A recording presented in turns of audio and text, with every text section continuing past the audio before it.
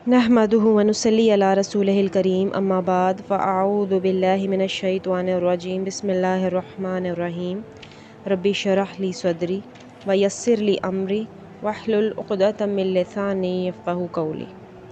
सूरह अल-बक़रा आयत नंबर 40।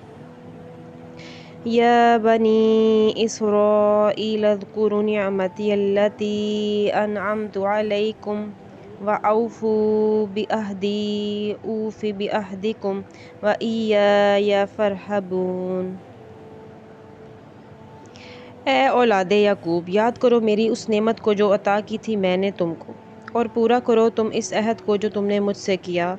पूरा करूँगा मैं वो अहद जो मैंने तुमसे किया, और मुझ ही से डरो। इस आयत मुबारका में अल्लाह ताला फरमा रहे हैं, ए इसराइल की औलाद, यानी याकूब अलैहिस्सलाम इनके बाप थे। तो जब किसी को उसके बाप के नाम से पुकारा जाता है तो ख़िताब बहुत अहम होता है।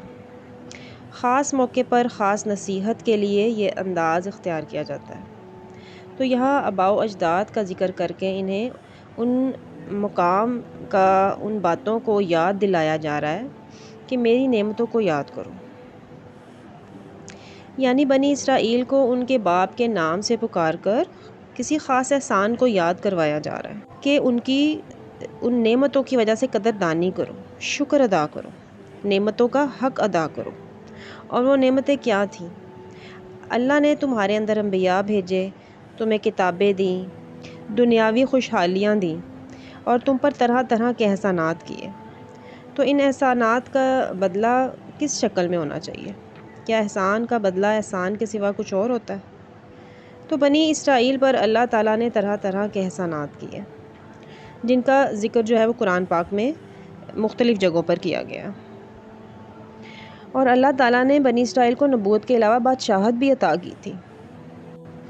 अल्लाह ताला ने सूरत अल-माइदा आयत नंबर 20 में इरशाद फरमाया है, अलैहिस्सलाम ने अपनी कौम से कहा, ए मेरी कौम, अपने ऊपर अल्लाह की नेमतों को याद करो जब उसने तुम पर की, जब उसने तुम में अंबिया भेजे और तुम्हें बादशाहत अता की और तुम्हें वो कुछ दिया जो जहानों में से किसी को नहीं दिया गया।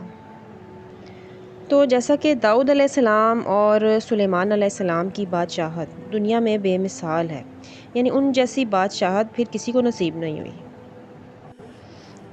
और फिर इस आयत में अल्लाह ताला फरमा रहे हैं, मेरे वादे को पूरा करो।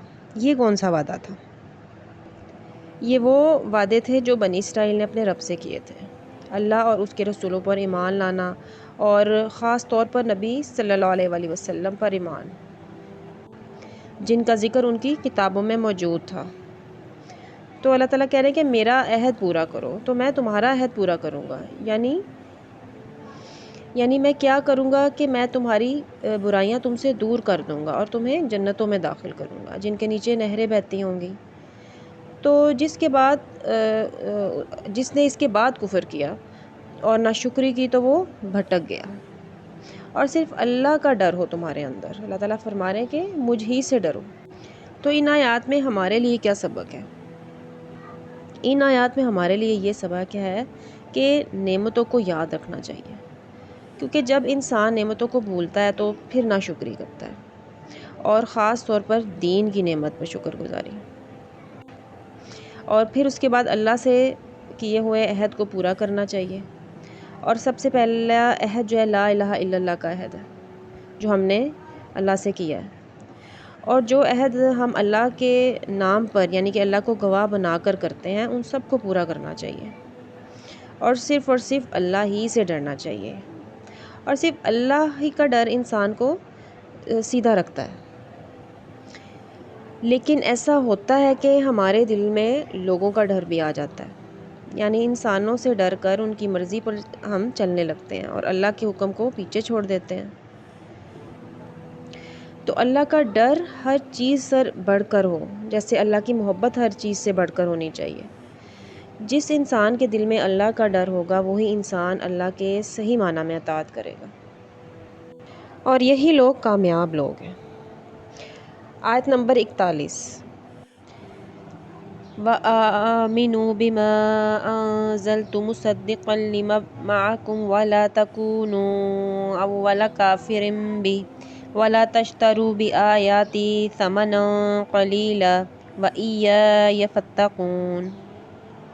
اور ایمان لاؤ اس پر جو نازل کی میں نے، جو تصدیق کر رہی ہے ان کی جو تمہارے پاس موجود ہیں، اور نہ بنو تم سب سے اول منکر اس کے، اور مت بیچو میری آیات کو تھوڑی قیمت پر، اور میرے غضب سے بچو۔ اس آیت مبارکہ میں بھی اللہ تعالیٰ بنی اسرائیل سے ہی خطاب کر رہے ہیں کہ ایمان لاؤ اس پر جو میں نے نازل کی تم پر، یعنی قرآن جو تصدیق کرتا ہے تورات اور انجیل کی، یعنی قرآن گواہی ہے محمد صلی اللہ علیہ وآلہ وسلم کی رسالت پر، مددگار ہے محمد صلی اللہ علیہ وآلہ وسلم کی سچائی کا۔ اور پھر یہ کیوں کہا گیا کہ پہلے انکاری نہ بننا؟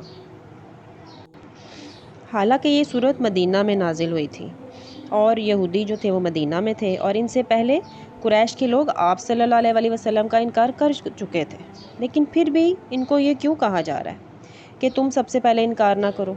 کیونکہ یہ صاحب کتاب تھے، صاحب علم تھے، یعنی ترتیب میں تو بعد میں آئے لیکن ان کا مقام پہلے تھا، تو تم سب جانتے ہو۔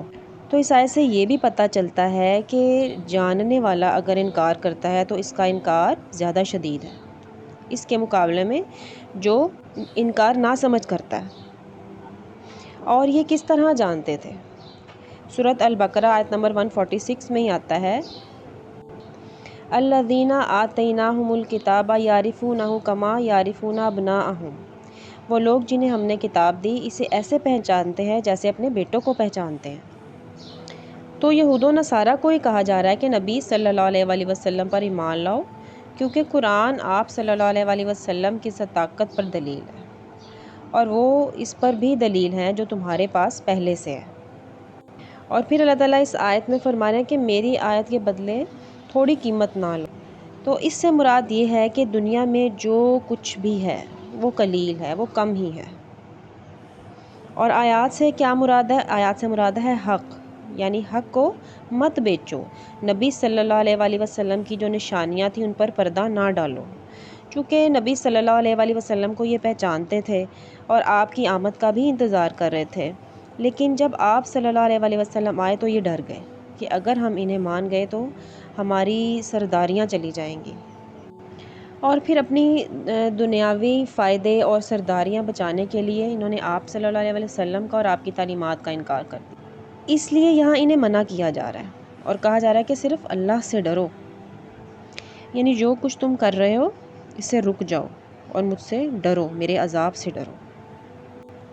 آیت نمبر 42، وَلَا تَلْبِسُوا الْحَقَّ بِالْبَاطِلِ وَتَكْتُمُوا الْحَقَّ وَأَنْتُمْ تَعْلَمُونَ، اور نہ مشتبہ بناؤ حق کو باطل کا رنگ چڑھا کر، اور مت چھپاؤ حق کو تم جانتے ہو۔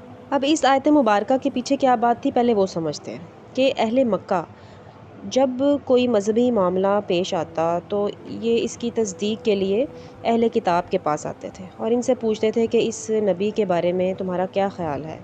تو یہ پوری طرح تو انکار نہیں کرتے تھے، لیکن ایسا شوشہ چھوڑتے تھے، ایسی بات کرتے تھے جس کی وجہ سے لوگ کنفیوز ہو جاتے تھے۔